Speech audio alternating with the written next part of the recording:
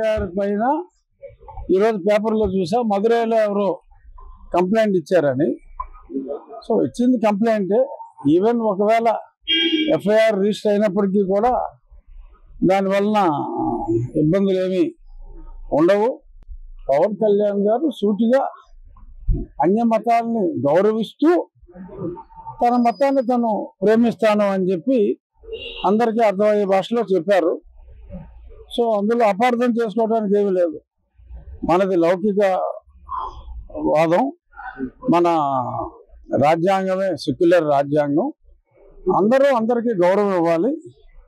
So ఆ రకంగా మా మతాన్ని కూడా గౌరవం ఇవ్వండి అని ఆయన మాట్లాడటం జరిగింది. అందులో ఎటువంటి దోషం లేదు.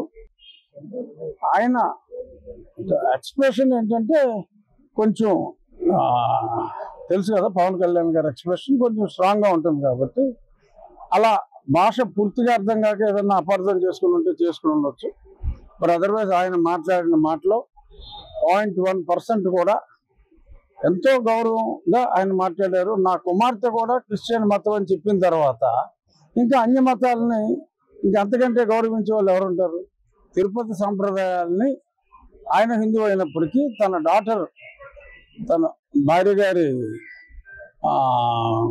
పెళ్లి కాకముందే ఆవిడ క్రిస్టియన్ కాబట్టి ఆవిడకి సమ్మతించే విధంగా తన డాటర్ బాప్టిజం తీసుకుంది.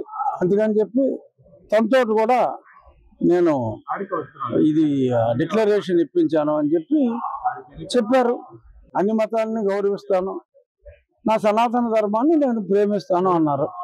సో చాలా కరెక్ట్గా మాట్లాడారు. సో దానివలన ఎటువంటి కేసులు ఉండవు. ఏదైనా ఉంటే ఆయన మీద ఉన్న గౌరవం అందరికీ కూడా మరింత పెరిగేలాగానే మాట్లాడారు. ఏముంది, లడ్డూ పైన అందరికీ ఆమోదయోగంగా ఉండేలాగా ఇటు అపోజిషన్ పార్టీ కూడా సిబిఐ కావాలన్నారు. సో ఇక్కడ ఇద్దరిని అక్కడ ఇద్దరినే వేసి ఆ పర్యవేక్షణకి సిబిఐ డైరెక్షన్ పెట్టారు. ఒక ఫుడ్ సేఫ్టీ అథారిటీలో ఉన్న సీనియర్ టెక్నీషియన్ కూడా అపాయింట్ చేయమని చెప్పారు. చక్కటి కూర్పు, డెఫినెట్గా ఉన్నట్టుగా రిపోర్ట్ వస్తుంది. ఆ రిపోర్ట్ వచ్చేదాకా రిపోర్ట్ ఎలా వస్తుంది అన్నది మనం మాట్లాడకూడదు, సుప్రీంకోర్టులో ఉంది కాబట్టి. పవన్ కళ్యాణ్ గారు సూటిగా అన్య మతాలని గౌరవిస్తూ తన మతాన్ని తను ప్రేమిస్తాను అని చెప్పి అందరికీ అర్థమయ్యే భాషలో చెప్పారు. సో అందులో అపార్థం చేసుకోవడానికి ఏమీ లేదు. మనది లౌకిక వాదం, మన రాజ్యాంగమే సెక్యులర్ రాజ్యాంగం. అందరూ అందరికీ గౌరవం ఇవ్వాలి.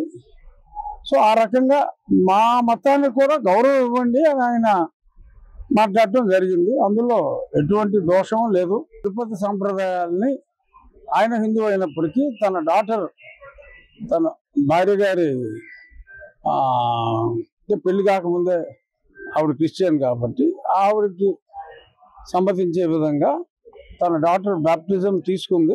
అందుకని చెప్పి తనతో కూడా నేను ఇది డిక్లరేషన్ ఇప్పించాను అని చెప్పి చెప్పారు. That's all.